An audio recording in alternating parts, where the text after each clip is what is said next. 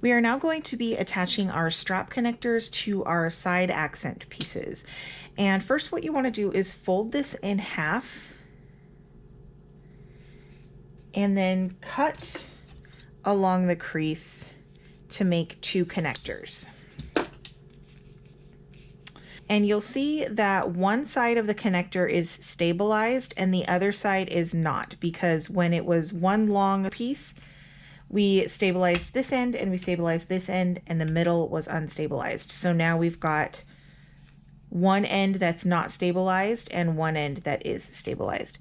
So lie these down, wrong sides facing up with the stabilized end on one end. And we're gonna make a mark about 1.5 inches up from the unstabilized end and just make a mark along the wrong side of the connector.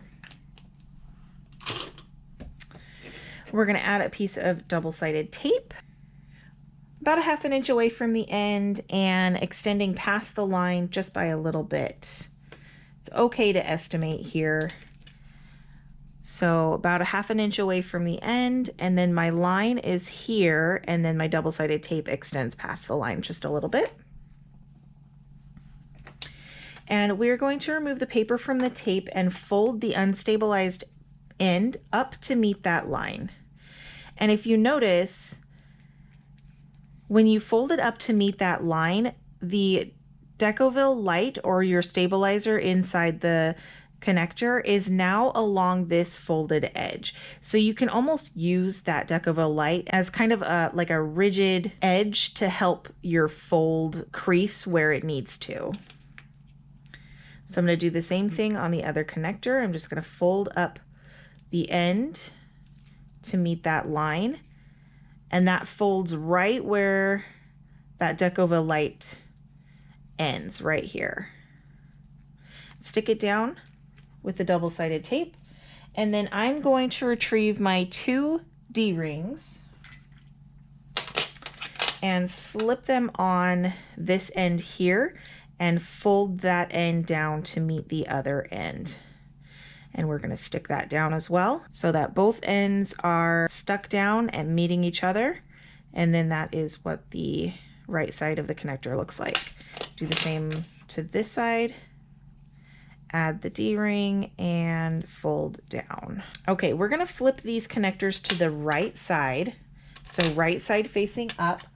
I'm gonna get my chalk pen again, and I'm gonna measure 1 inch down from the fold of the material, right where the hardware is, 1 inch down from this fold, and I'm gonna make a mark across the connector.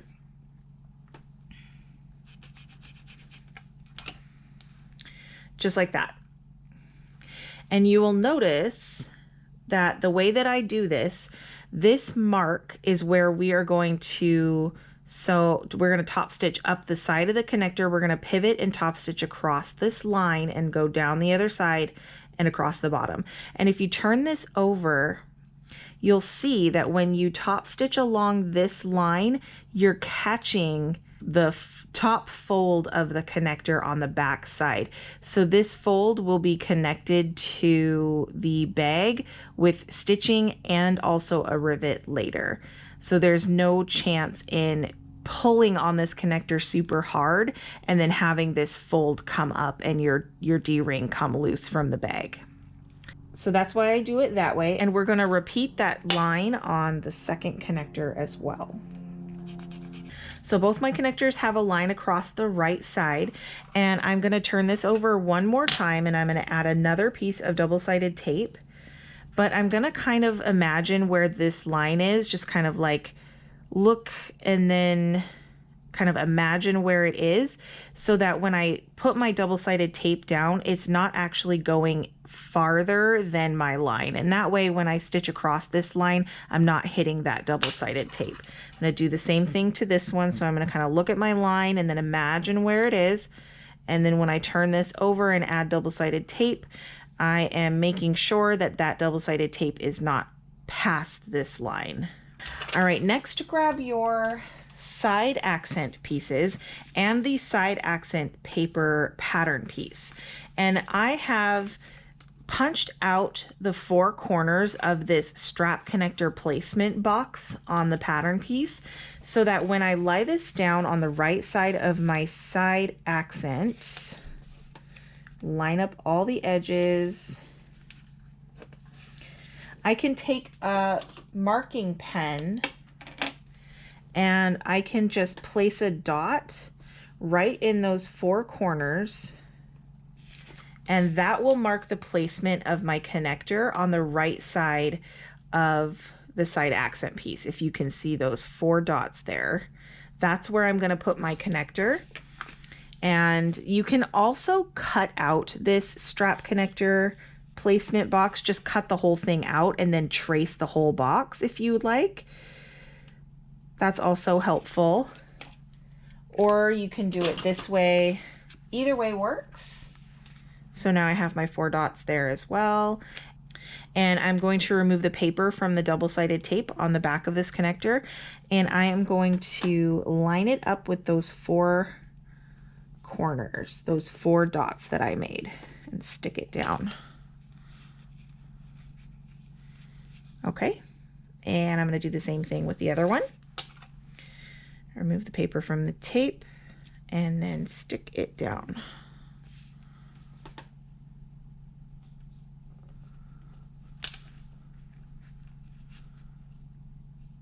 Okay. Now, the way that I top stitch these is I like to start at the bottom corner and go up the side edge, then across the top and down the other edge. And before I go across the bottom, I will lift up the panel. My needle is still down right here in the corner.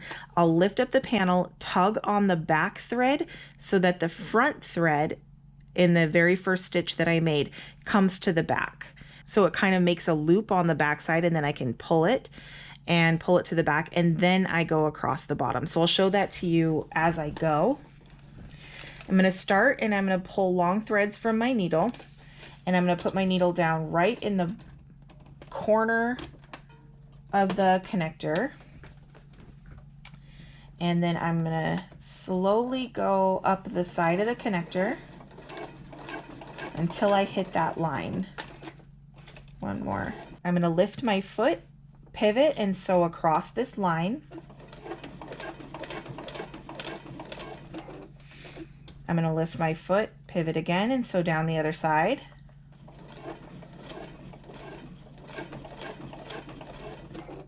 Okay, and I'm going to lift my foot and pivot one more time, but before I start sewing, I'm going to lift, and then I'm going to pull on the thread that's on the back of the connector so that my front thread loops at the back of the side accent piece. And I'm just going to take my stitch ripper and pull that thread to the back. So now there's 2 threads on the back side of my side accent, and there's no long threads on the front of my side accent piece. And then now I'm going to sew across the bottom, and I'm going to make my needle end right in that first stitch hole. I'm going to pull long threads, and I'll show you here. So I started here, and I went up, across, down, and then I pulled the thread to the back and went across and ended my stitches right where I began. So now I only have 1 thread on the front, and I'm going to pull my threads on the back of the side accent piece so that the front thread kind of loops, and then I can find it and pull it to the back. And now I'm just going to tie those 4 threads together. That way you don't have to backstitch when you're doing the connectors, and it just looks nicer. It looks like a seamless top stitch. And I also like to do 3 knots here, and I like to trim the threads, but not too short. I actually keep them a little bit long because if they're too short, then the knots can unravel. So I'm going to do the same thing on the other one. Okay, next we are going to measure the placement for our rivets. I'm going to grab a marking pen and my ruler, and I'm going to measure 1/2 inch above this horizontal top stitching right here. So 1/2 inch above and centered on the connector.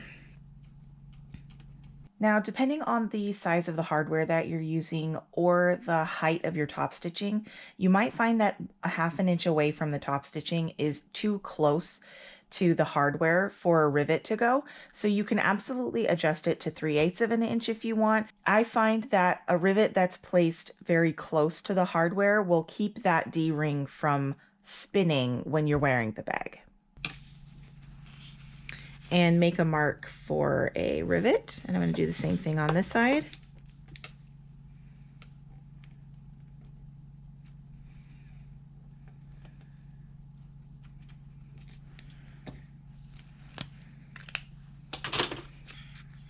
And now I'm going to punch this hole for the rivet all the way through all layers.